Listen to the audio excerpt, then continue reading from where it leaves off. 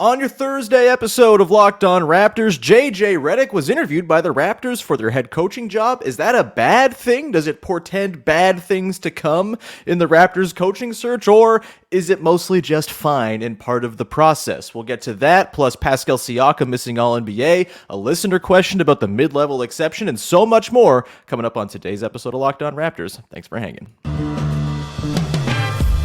You are Locked On Raptors, your daily Toronto Raptors podcast, part of the Locked On Podcast Network, your team every day.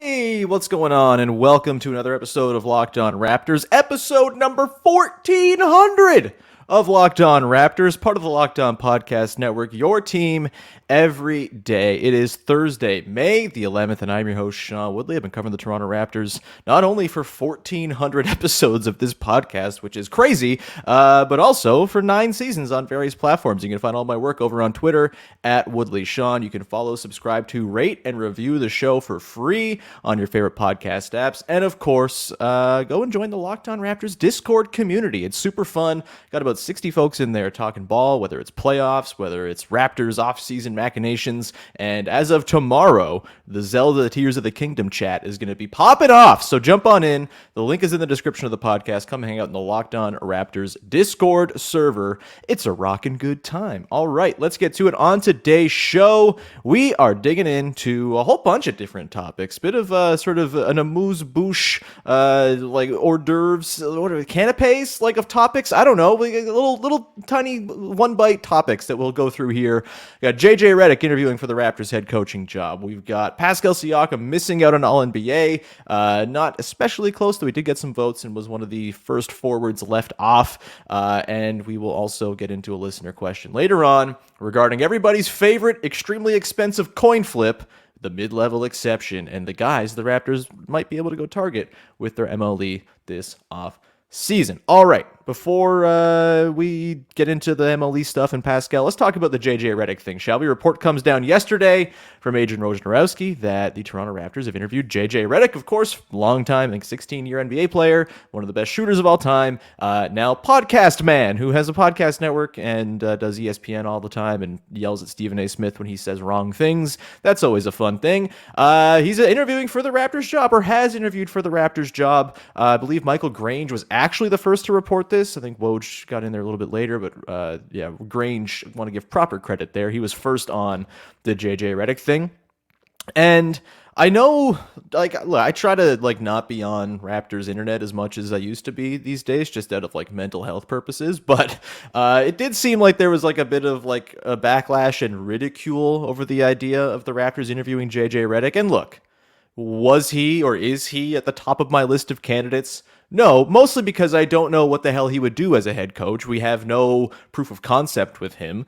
It's, you know, again, we've talked about this before. It's very unknowable what coaches actually do and what their strengths are until they're kind of in the job and you can see how it works all in practice. But, you know, obviously there's not the coaching experience there for JJ Redick. And I think, you know, the reason to maybe take issue with this is a guy like Redick kind of, quote unquote, jumping the line, as it were, when it comes to the coaching carousel. And this has been an issue with the NBA's, you know, frankly, their hiring practices for years, is like, just, okay, well, random player here, let's jump you ahead of the line and jump on in. And while I think that the folks who have paid their dues as assistants and put in the years, gone to the G League, spent their time, you know, Becky Hammond coaching the Vegas Aces, spends time on the assistant bench with the Spurs, all this stuff. Like, while I think that experience and sort of living in the job is very important and probably something that's an asset when you're interviewing a potential candidate for a head coaching job, I don't think it is like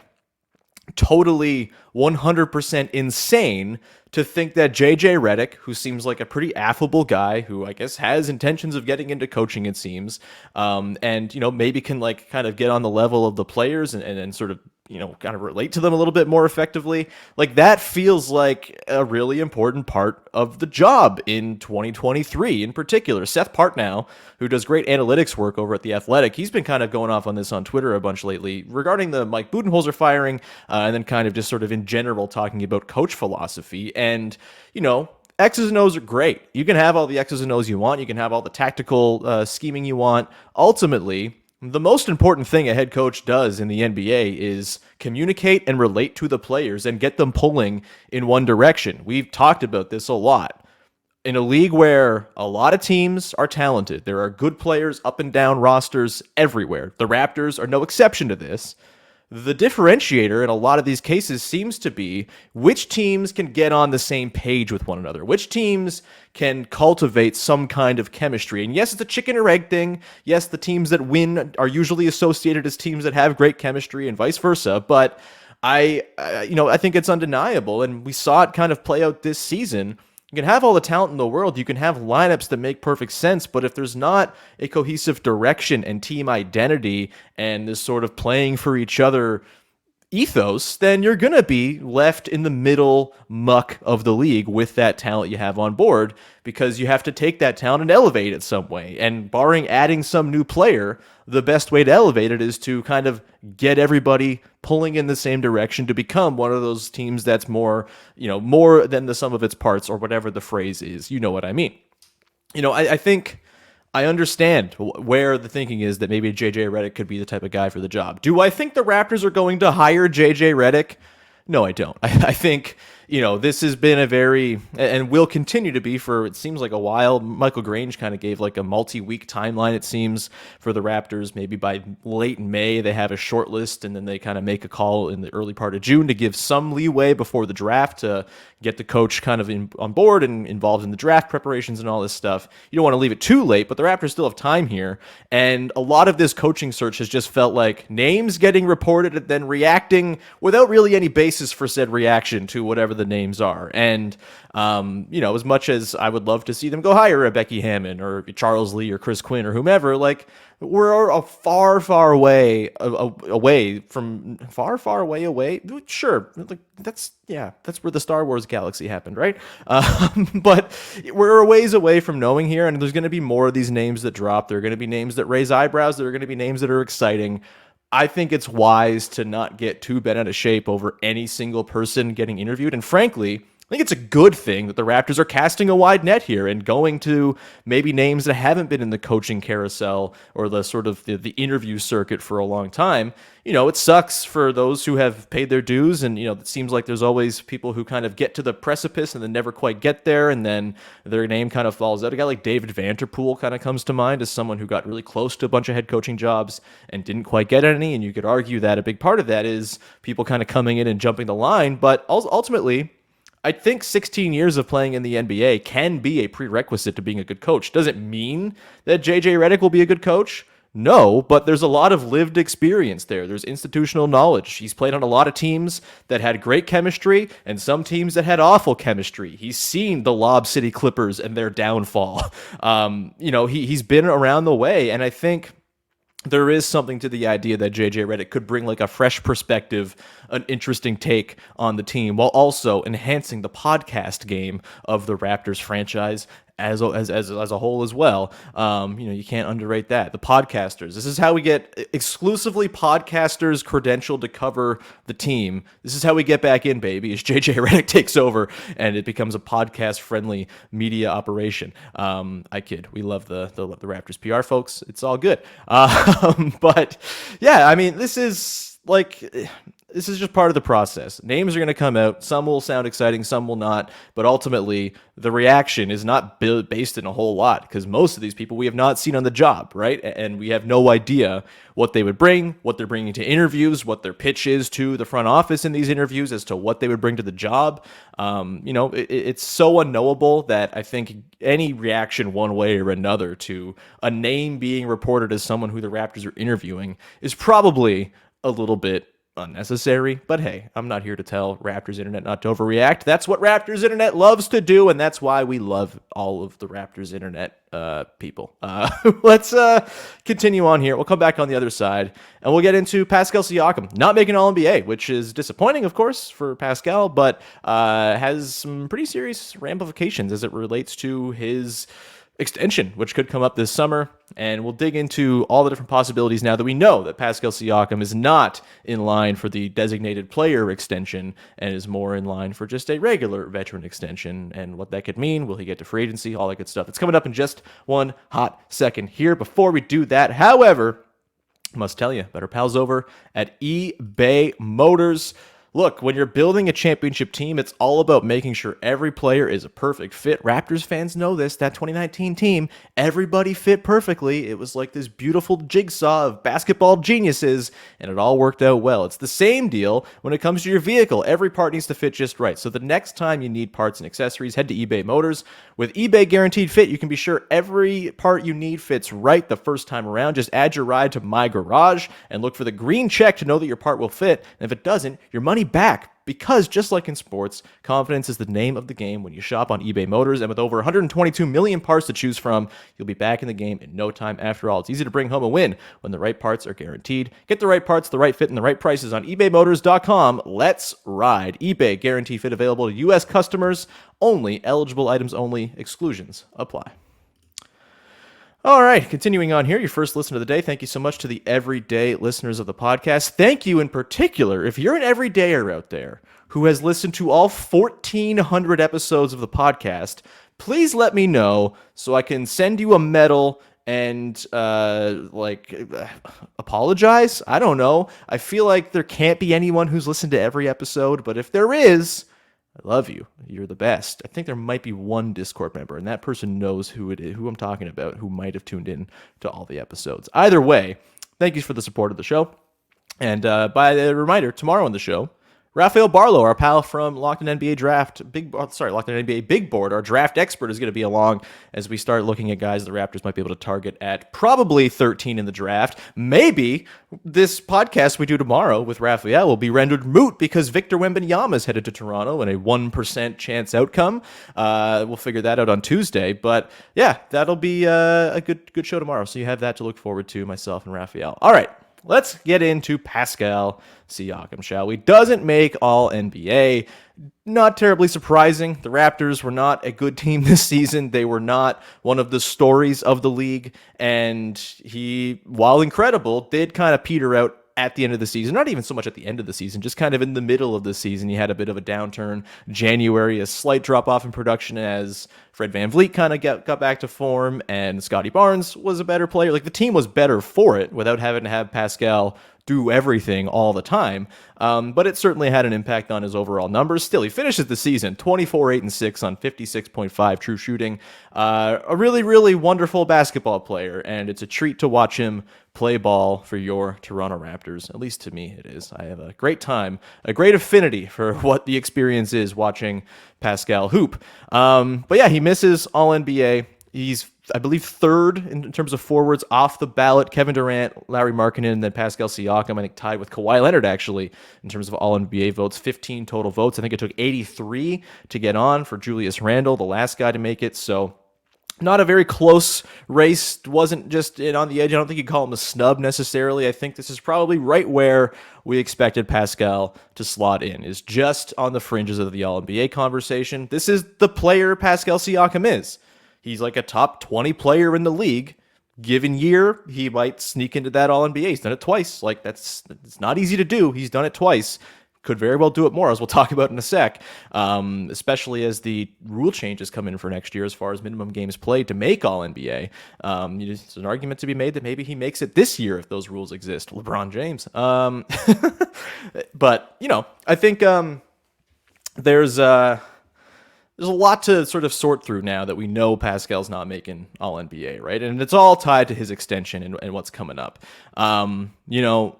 The extension situation is tricky. It's a little bit, it depends. It's going to be like in the eye of the beholder with Pascal as far as like what he wants to do, what he values. Is he moved by the idea of sort of gambling and betting on himself for more money, or is he moved by the idea of locking in long-term security?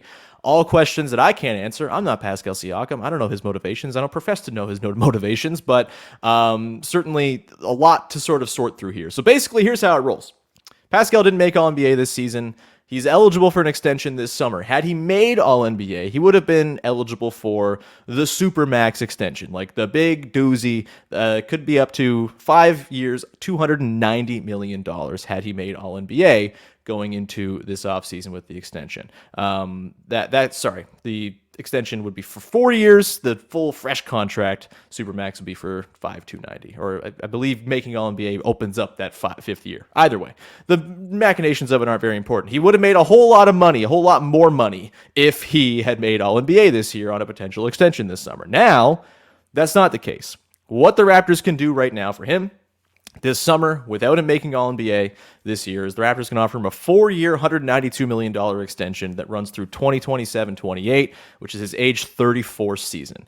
I think that's a perfectly cromulent contract to offer a perennial fringe All-NBA player who is one of the 20 best players alive most of the time. That can oscillate. There are ups and downs, of course, for all these guys, but Pascal is in that conversation as one of the 20 best players in the world. That's awesome. That's a player I think you're happy to pay that money to. Had it been the super duper max, look, I know there's some sort of squeamishness, and there's almost an almost negative value to signing guys to those massive contracts because they can become very hard to trade. You're seeing this with Damian Lillard right now, for example. But ultimately, I'm in the business of keep the good players on your team. And with Pascal Siakam, he's given no indication that he wants to be anywhere else. He's spoken glowingly of Toronto and how it's home, all of that stuff. I think if you have a guy who's that good, who wants to be around, you do what you can to keep him around instead of just shipping him off, because that's what the asset management sort of faction might say is the best move. To me, the best asset management is keep the good players on your team, and that's what Pascal Siakam very much is. You go beyond this summer, say they offer them the extension, and he says no.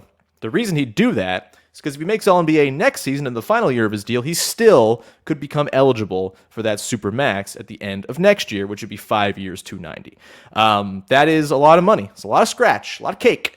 And, that there's something to be said for Pascal waiting this out, right? $192 million versus, if he makes All-NBA next year, $5,290. If he doesn't make All-NBA next year, he could sign with the Raptors for 5 years, $248, as opposed to the $4,192 that takes him through his age 35 season. Maybe that's compelling to him, as opposed to just tacking 4 years on this summer, adding doing the whole 5 years, getting the security to age 35. Maybe that's compelling to him as well. All these conversations I'm sure will go on between the Raptors and Pascal and his agents and all that as well. But that's the sort of situation.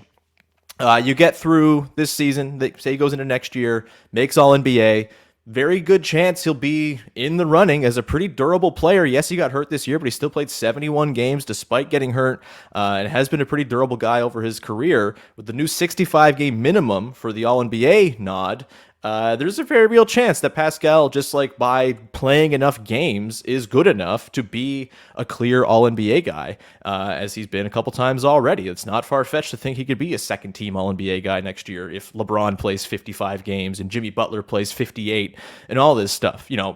I do think a lot of the stars will probably just try to get themselves to that 65 just so they can be eligible. So maybe we're overhyping this idea that Pascal is going to be one of the few guys who sneaks through and has the requisite number of games played. But certainly there's a chance there for him to bet on himself and say, hey, I can secure myself an extra $50 million, $45 million, whatever it is, by making All-NBA next season. And maybe that's the bet he wants to make on himself. Wouldn't be the first Toronto Raptor to bet on themselves, of course. So if Fred's advising Pascal, maybe that bet on himself is coming. If he leaves as a free agent after next year, he can only sign for 4 years, $184 million with another team. That's maybe he wants to go somewhere else, greener pastures, et cetera, but that is a lot of money to turn down, whether it's the $12 million difference between that or $8 million, I guess it is, or I don't know. It's all very, it moves every year with the way the cap goes up and stuff too anyway. But either way, he's given money away to go sign with some other team. That's the incentive structure the CBA's built in, right? It makes it harder for guys to say no to the offers from their current teams.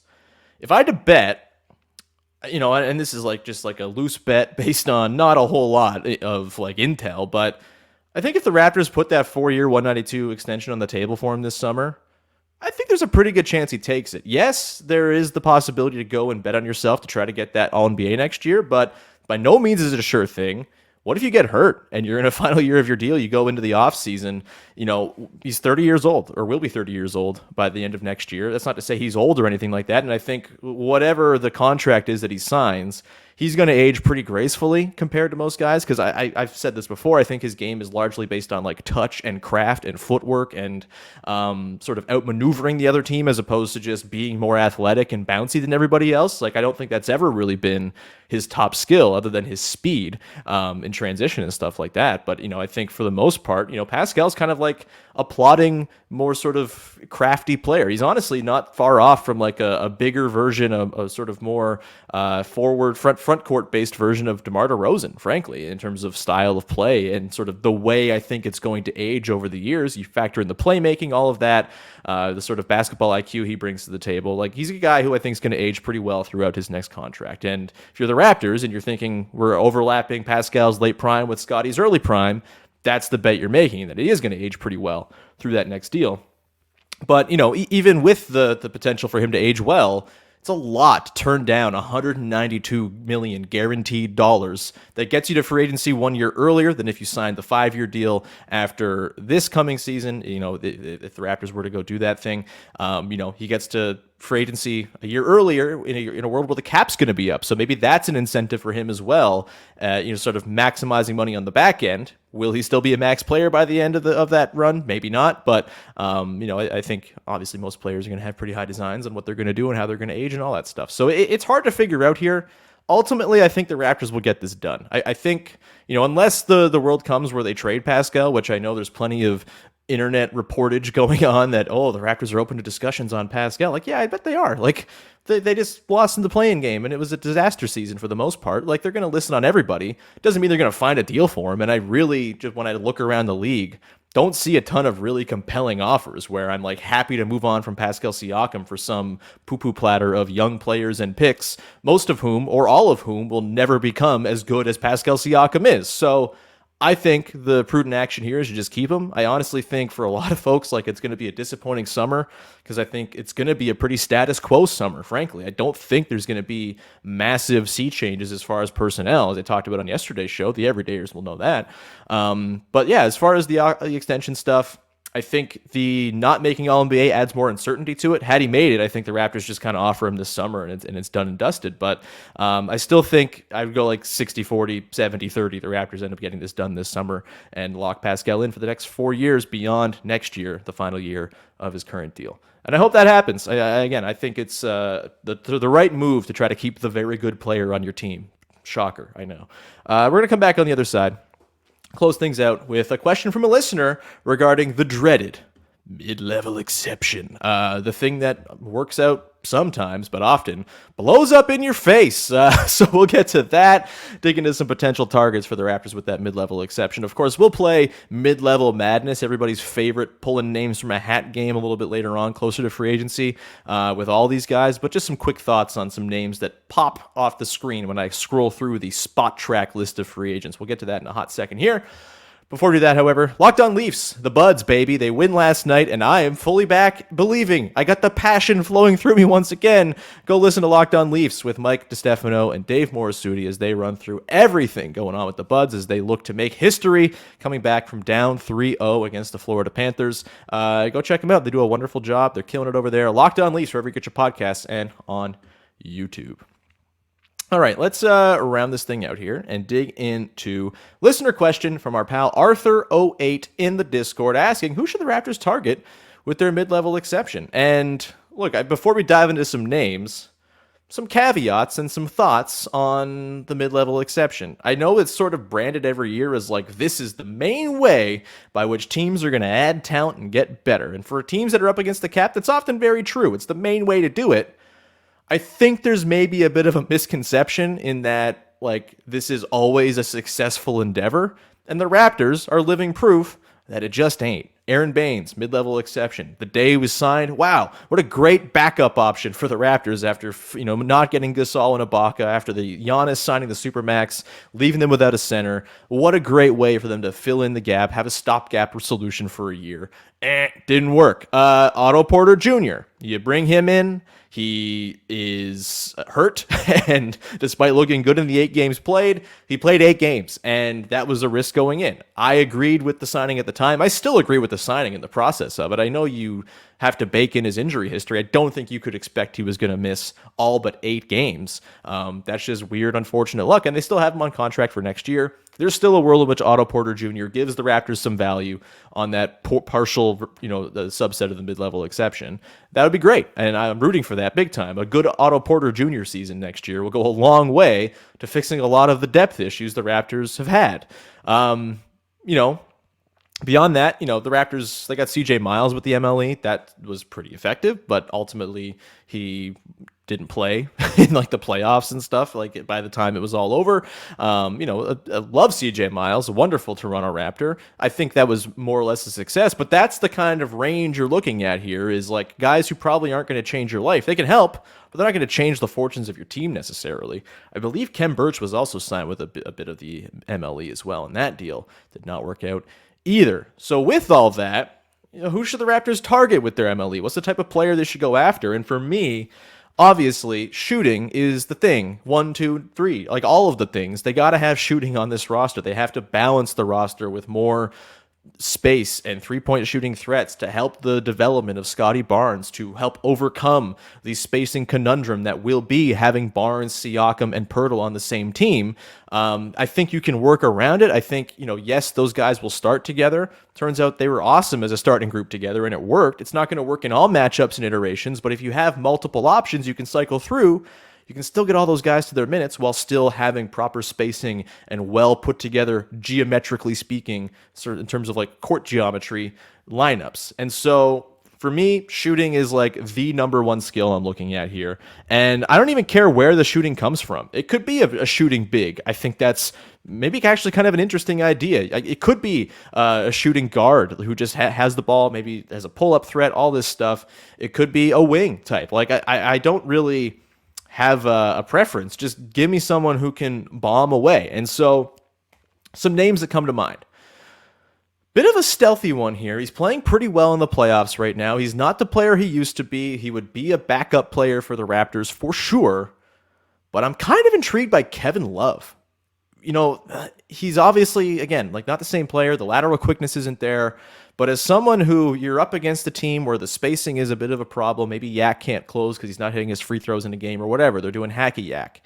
Having Kevin Love in there, imagine the game against the Bulls where Poeltl was struggling. The spacing was totally just completely junked up in the second half because of the lack of shooting across the floor. Gary Trent Jr. wasn't able to play because he was just totally out of sorts. Imagine having a Kevin Love to throw in and close that game with at center. The space that would provide for a Pascal or a Scotty Barnes driving lane.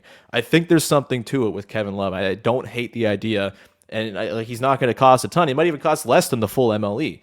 JaMychal Green comes to mind, someone who inserted into the lineup for the Warriors a couple games ago, and it just worked beautifully when Kevon Looney was hurt, I think game 2 against the Lakers, if I'm not mistaken. JaMychal Green, dude's been around the way. He's been across a million different teams at this point, but it seems like every team he's on loves having JaMychal Green on the team. So that's an option for me as sort of a small ball 5 option who, has some rebounding chops, has some three-point shooting chops, all of that. Trey Lyles comes to mind. Shout out Canadian Trey Lyles. He's leaving the Kings most likely as a free agent. Shot 36% from 3 this past season. Had his best year ever, I would argue, with that Kings team. What a great little player he'd be off the bench, right? You slide him in there. He could kind of almost fill that Otto Porter role that you expected to have filled. And then if Porter comes back and is good, then all of a sudden, wow, you've got 2 of the same guy. Not a bad thing for a team that lacks depth and could use shooting options and guys to just kind of sprinkle in. You could play Trey Lyles as a small ball 5 as well in a pinch, probably. It just gives you more versatility and options to go to. Then you go away from the bigs and sort of wing types, and you look at guards. And a few guys come to mind. Number one, hard to get a better shooter than Seth Curry. He's a free agent right now, or will be a free agent in the summer. And look, bad defender, I know, but for bench lineups, when you have other good defenders out there, you have OG, you have in theory a more developed version of Scotty, you have Christian Koloko or Jakob Poeltl or Otto Porter Jr. if he's healthy. I feel like you can insulate Seth Curry against second units, and that could be a way, honestly, if the Raptors just let Gary Trent Jr. walk. Seth Curry could be a way to replicate a lot of what Gary Trent Jr. does. Trent's a better defender. He's going to force more turnovers, get the sort of transition machine going. He's probably a bit more of like a streaky sort of, oh my God, he's on a heater, let him cook, cut type of player. But I think Seth Curry, if you are going to let a guy like Gary Trent Jr. walk, what a perfect sort of stopgap replacement to fill in coming off the bench, and a guy who's a little bit more accustomed to playing off the bench as well. So there's not that sort of political stuff you got to deal with there either. So Seth Curry, I'm pretty interested in. Lonnie Walker, I mean, he's coming off that podium game in the playoffs. Maybe he's skyrocketed his value past the MLE. I don't see that really happening, but Lonnie Walker's always been a guy who's intrigued me. He's kind of always been like Terrence Ross adjacent to me, just like super talented, super athletic, can shoot threes, but doesn't shoot threes as well as you wish they could shoot threes. But Lonnie Walker seems like a cool dude who is very good in a certain role. And if you can kind of put him off the bench, have him be a bit of a, again, kind of replace the Gary Trent Jr. role, maybe this is the way they go about doing that. Get similar production for half the price and less of a long-term commitment. Lonnie Walker Jr. could be, or Lonnie Walker the fourth, not Jr. Who is Walker Jr.? Now I'm losing my mind. But yeah, Lonnie Walker could be that guy. Again, not like historically an amazing three-point shooter or anything like that, but was 36.5% this year, up to 35% for his career. It's better than what a lot of the Raptors got going three-point shooting-wise. I could get on board with that. Maybe he comes in a little too high, but 12 points, 2 boards, and an assist on the season. As much as that podium game was awesome, I don't think Lonnie Walker is going to command a massive market out there.